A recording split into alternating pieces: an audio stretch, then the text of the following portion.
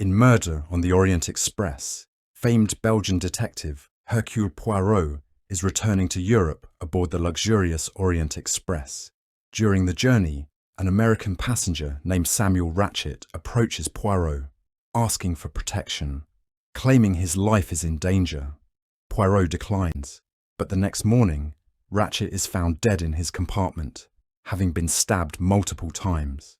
As a snowdrift halts the train, Poirot is asked to solve the crime before the train reaches its destination. Through interviews with the passengers, Poirot uncovers that everyone on board had a motive to kill Ratchet, whose real identity is revealed to be Cassetti, a notorious gangster responsible for the kidnapping and murder of a child, Daisy Armstrong. The investigation reveals that each of the passengers had a personal connection to the Armstrong family and took part in a collective effort to kill Cassetti in an act of justice. In the end, Poirot presents two solutions to the case. The first suggests an unknown assailant sneaked aboard and committed the murder, while the second reveals that all the passengers were involved in a carefully orchestrated revenge plot. Poirot leaves the decision to the train's director, who opts for the first solution, allowing the passengers to go free. The novel explores themes of justice, morality, and the blurred line between right and wrong, making it one of Agatha Christie's most iconic and thought-provoking works. The intricate plot and shocking revelation of collective guilt solidify this as one of Poirot's most memorable cases.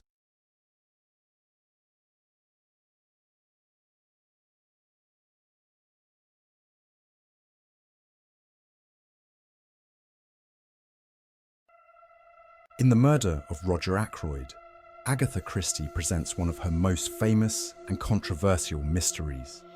The story is narrated by Dr. James Shepherd, who lives in the small village of King's Abbot. The plot begins when Mrs. Ferrars, a wealthy widow, dies unexpectedly, presumably by suicide. Rumours suggest that she had been involved in a secret relationship with Roger Ackroyd, another wealthy resident of the village. Roger Ackroyd confides to Dr. Shepherd that Mrs. Ferrars had confessed to poisoning her late husband and that someone was blackmailing her. Shortly after this revelation, Ackroyd himself is found murdered in his study, stabbed to death. Dr. Shepherd arrives at the scene, where he and Ackroyd's household discover the body. The local police are baffled by the case, and Ackroyd's niece, Flora, convinces their new neighbour, the famous Belgian detective Hercule Poirot, to investigate. Poirot meticulously questions the various members of Ackroyd's household and his acquaintances, each of whom harbours secrets and motives. Among the suspects are Ackroyd's butler Parker, his secretary Geoffrey Raymond, Major Blunt, Flora, and her mother Mrs. Ackroyd. As Poirot delves deeper into the investigation, he uncovers numerous red herrings, false alibis, and hidden relationships. The novel's groundbreaking twist comes at the end when Poirot reveals that the narrator, Dr. Shepherd, is the murderer. Shepherd had been blackmailing Mrs. Ferrars, and when she decided to confess to Ackroyd and end the torment, Shepherd murdered Ackroyd to cover his tracks. The narrative structure, where the killer is also the narrator, shocked readers and introduced a new level of psychological depth to the detective genre. In a final act of redemption, Poirot gives Shepherd the opportunity to take his own life rather than face public disgrace, which Shepherd does, completing Christie's clever and morally complex mystery. The Murder of Roger Ackroyd is a classic example of Christie's masterful plotting and her ability to subvert reader expectations. Summary of Agatha Christie's The Mysterious Affair at Styles, her debut novel, and the first to feature Hercule Poirot. The novel is set during World War I in the English countryside at Styles Court, the home of wealthy widow Emily Inglethorpe. When Emily is suddenly poisoned, everyone in the household becomes a suspect. Arthur Hastings, a guest at the estate, calls on his friend, the brilliant Belgian detective Hercule Poirot, to solve the mystery. Poirot, using his methodical approach and little grey cells, uncovers several clues, including a fragment of a burned will and a suspicious letter. Throughout the investigation, he discovers that almost everyone had a motive for wanting Emily dead, including her much younger second husband, Alfred Inglethorpe, and her stepson, John Cavendish. After numerous twists and red herrings, Poirot dramatically reveals the truth. Emily was killed by her husband, Alfred, in a carefully orchestrated plot to inherit her fortune. His accomplice was her confidant, Evelyn Howard, who sought revenge on Emily for a past slight. The mysterious affair at Styles introduced many of Christie's trademarks, including Poirot's eccentric personality, his attention to small details, and the final dramatic reveal where the detective gathers all suspects to explain the crime. The novel remains one of her most celebrated works and launched Poirot into literary fame. In the ABC Murders, Hercule Poirot faces one of his most cunning adversaries in a chilling case involving a serial killer. The novel begins when Poirot receives a series of cryptic letters signed by ABC, each one forewarning a murder that will take place in a town whose name begins with consecutive letters of the alphabet. The first letter directs Poirot to Andover, where Mrs. Alice Asher, a tobacco shop owner, is found brutally murdered. Shortly after, another letter arrives, this time pointing Poirot to Bexhill, where a young waitress named Betty Barnard is strangled on the beach. The killer leaves an ABC railway guide near each body as a signature. The case escalates with a third letter leading Poirot to Churston, where Sir Carmichael Clark, a wealthy man, is bludgeoned to death. The pattern of the killings suggests that the murderer is working through the alphabet, and panic spreads as people fear the next crime will occur in a town starting with the letter D. As Poirot continues his investigation, he uncovers a list of potential suspects, each with varying motives and connections to the victims. Despite the clues, the killer remains elusive, taunting Poirot with each new letter. The investigation turns personal for Poirot as he grapples with the psychological warfare of this particularly sadistic criminal. Finally, through his unmatched deductive reasoning, Poirot pieces together the truth. The murders are not random at all, but part of a more complex plot designed to disguise a personal vendetta. The true motive is revealed in the case of Sir Carmichael Clark, whose murder was the actual goal, with the other killings used as a smokescreen. Poirot's unravelling of the ABC murders showcases his brilliance. With a deep psychological dive into the mind of the killer, the novel ends with the unmasking of Alexander Bonaparte Cust, a travelling salesman who confesses under duress. However, Poirot's sharp intellect reveals that Cust was manipulated into believing he was the murderer by the true culprit, who had orchestrated the entire sequence of events to cover up a single crime. The ABC Murders is a gripping and suspenseful tale, emphasising Poirot's methodical approach and Christie's signature twist ending. It explores themes of manipulation, deception, and the psychology of crime, solidifying its place as one of Christie's most celebrated works. In Death on the Nile by Agatha Christie, wealthy socialite Lynette Ridgway Doyle embarks on a honeymoon cruise down the Nile with her new husband, Simon Doyle. Lynette had recently married Simon, who was previously engaged to her friend, Jacqueline de Belfort. Hurt and betrayed, Jacqueline follows the couple on their journey, seeking revenge for what she sees as a personal betrayal. The serene vacation turns sinister when Lynette is found shot dead in her cabin. With Simon wounded in the leg and Jacqueline seemingly having a solid alibi, famed detective Hercule Poirot is called upon to solve the mystery. The murder takes place on a ship filled with suspicious characters, each with their own secrets and potential motives. These include a romantic novelist, a disgruntled lawyer, a maid with a grudge, and a protective mother, among others.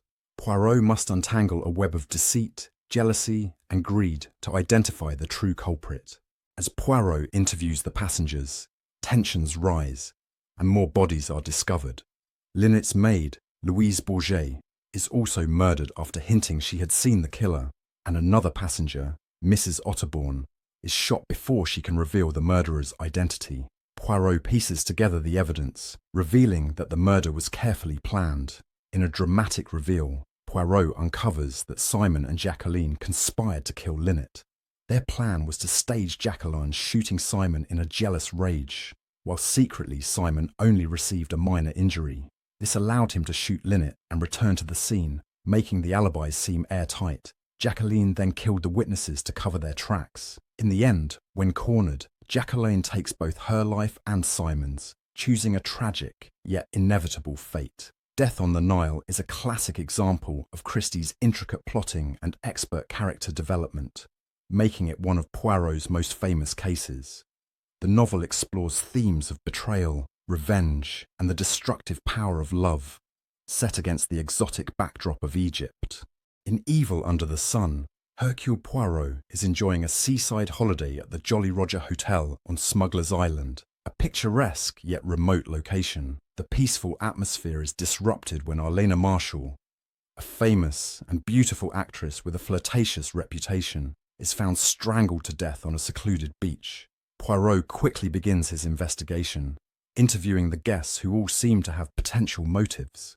Arlena had been having an affair with Patrick Redfern, whose wife, Christine, was clearly hurt and angry about it. Kenneth Marshall, Arlena's husband, appears calm and collected, but might have hidden reasons for wanting her gone. Other guests, such as the quiet Reverend Lane, the elderly Mrs. Gardner, and the athletic Horace Blatt, also have mysterious pasts and odd behaviour that catch Poirot's attention.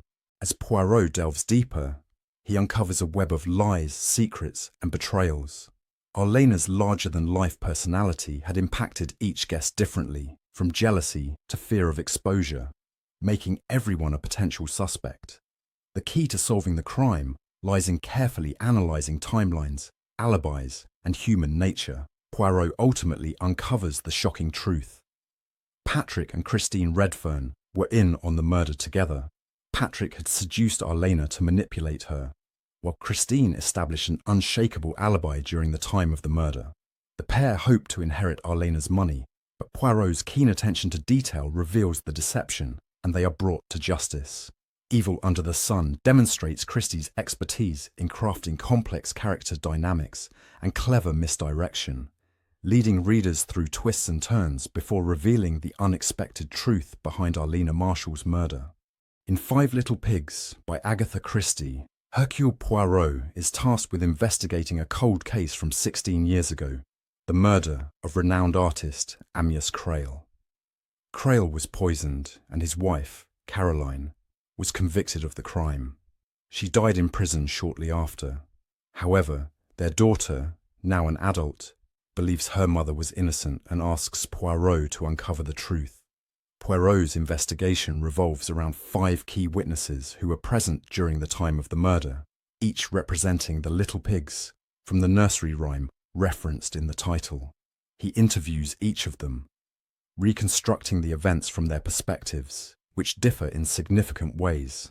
The 5 suspects are Philip Blake, a stockbroker and close friend of Amyas, who harboured unspoken feelings for Caroline and resented her. Meredith Blake, Philip's brother, a quiet amateur herbalist who may have inadvertently provided the poison.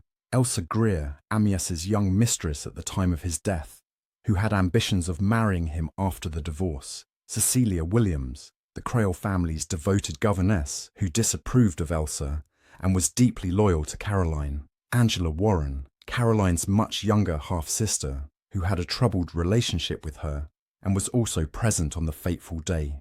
As Poirot delves into the memories and emotions of each person, he uncovers long-buried secrets, jealousies, and lies.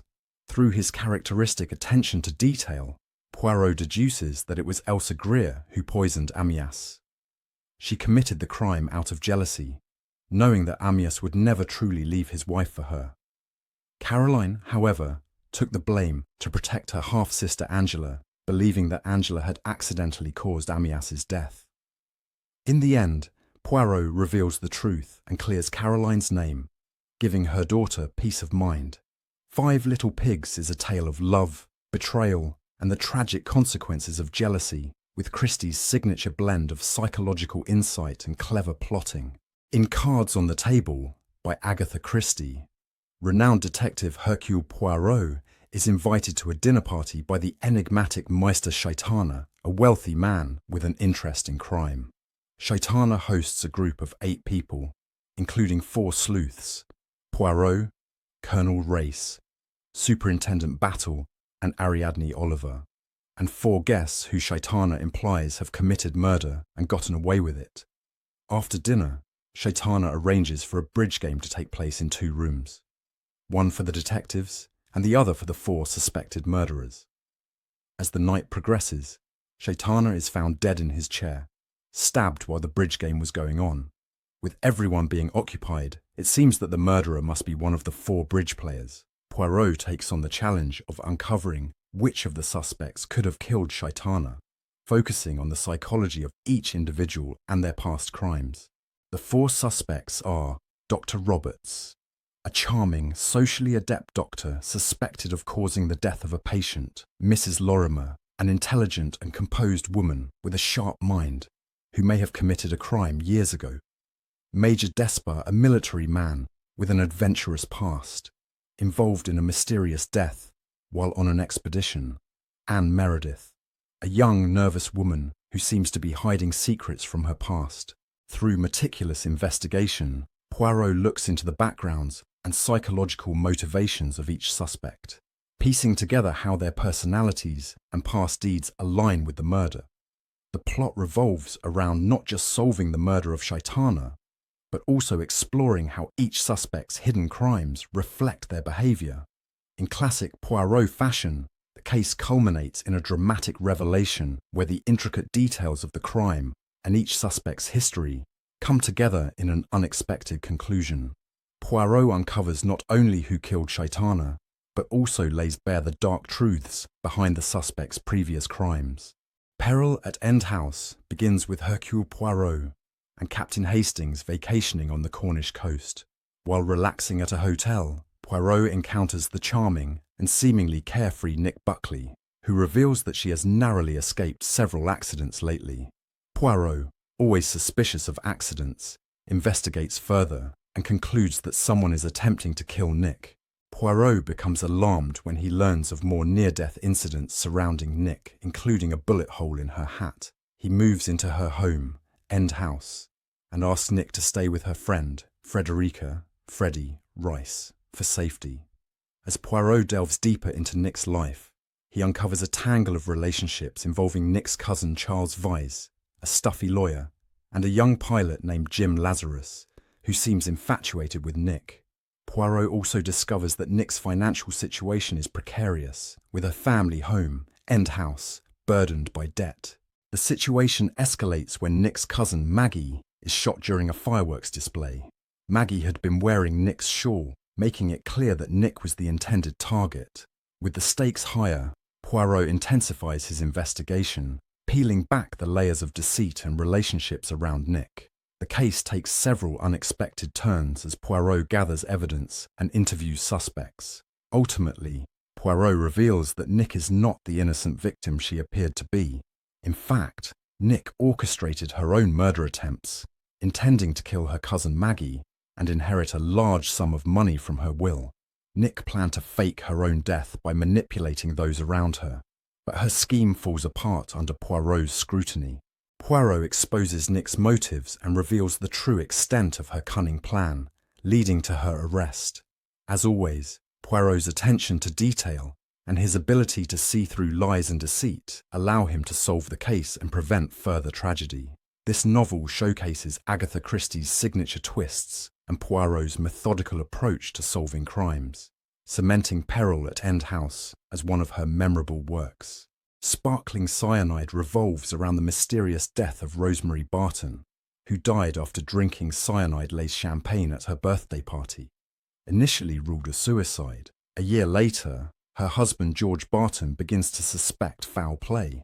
George receives anonymous letters suggesting that Rosemary was murdered, prompting him to reinvestigate the case. George arranges a reenactment dinner with the same group of people present on the night of Rosemary's death, hoping to expose the killer. The guests include Anthony Brown, a shady businessman, Ruth Lessing, George's efficient secretary, Iris Marl, Rosemary's younger sister, Lucilla Drake, Iris and Rosemary's wealthy aunt, and Stephen Faraday, a rising politician who had an affair with Rosemary. The group gathers once again at the same restaurant where Rosemary died. But to everyone's horror, George drinks poisoned champagne and dies in the same manner. Enter Colonel Race, a seasoned investigator who begins to unravel the secrets behind both deaths. As he interviews the suspects, he discovers that each one had a motive for killing Rosemary, ranging from jealousy and fear of exposure to financial gain.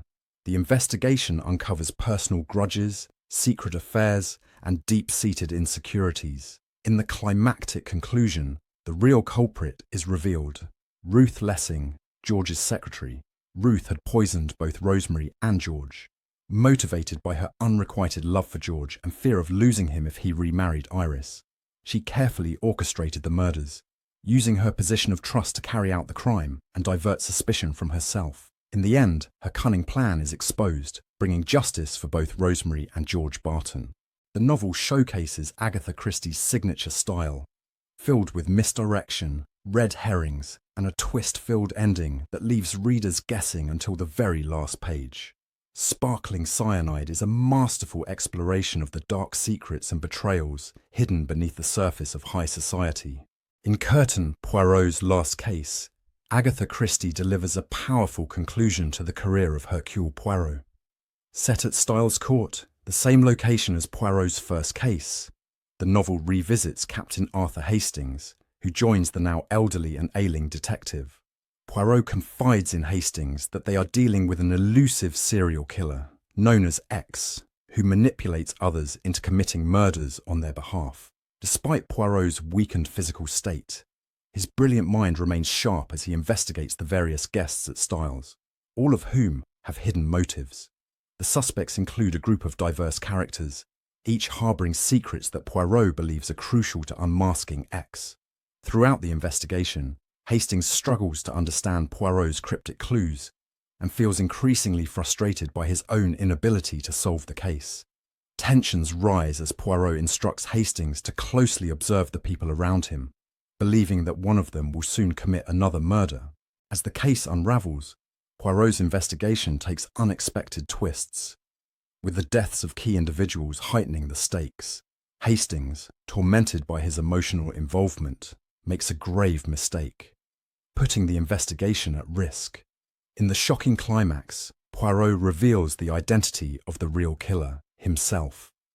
Unable to let justice be served through conventional means, Poirot orchestrated the murder of the true mastermind behind the killings, X, who could not be caught by traditional legal methods. Poirot's confession, revealed in a posthumous letter to Hastings, marks a tragic yet fitting end to the detective's life.